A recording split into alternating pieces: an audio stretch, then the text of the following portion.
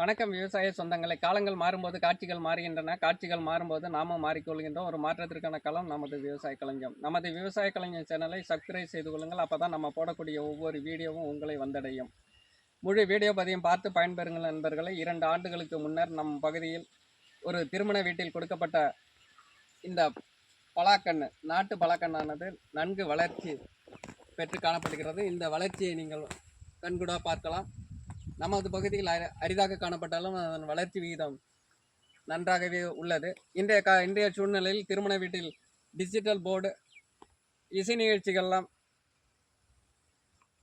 பண்ணுகிறார்கள்.